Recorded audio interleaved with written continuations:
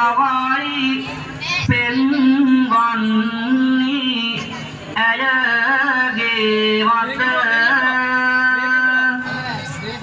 ඉදුනිය මැණික් සදීසිය සංචල වූ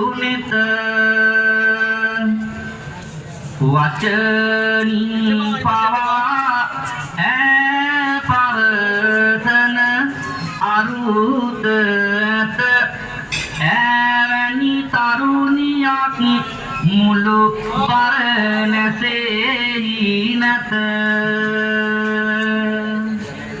බෙල්ලන්විල රාජමහා විහාරස්ථානයේ සිට අමාධාර යුගස්ස කවිබල ශ්‍රවණය කරන වාසනාවන්ත ගුණබර පින්තුනි.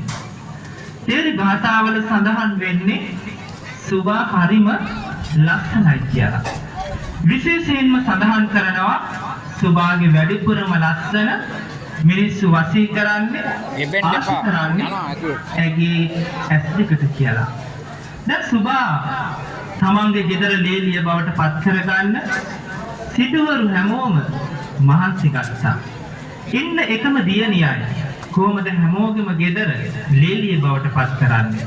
අම්මටයි තාත්තටයි ලොකු ප්‍රශ්නයක් අපේ හාමුදුරුවනේ. අපි බලමු මොනවද වෙන්නේ කියලා. අරුණ මදයයි රුවැටි පෙනුමයි එකට එක්ුණ තන තිබෙන්නේ නිවාලන්නට නොහැකි අයුරින් රාගගින්නයි ඇවිල යන්නේ.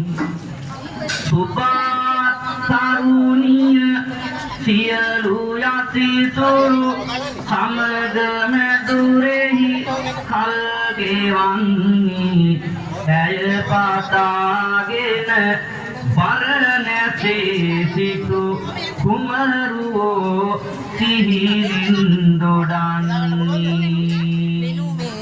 එදා බරණැස නුවර ධනවත් මහා කුලවත් දිලස නම් දරු උසස් අභිමානයෙන් කල්ගෙව් යස ඉසුරු මැද සිටිය සිටුවරු සුභාලේලිය කරගැනීමට සිතති පුදදී වුවද යසිසුරු සිකුරු යෝගය පලක් වේවිද කතේ සිටිනා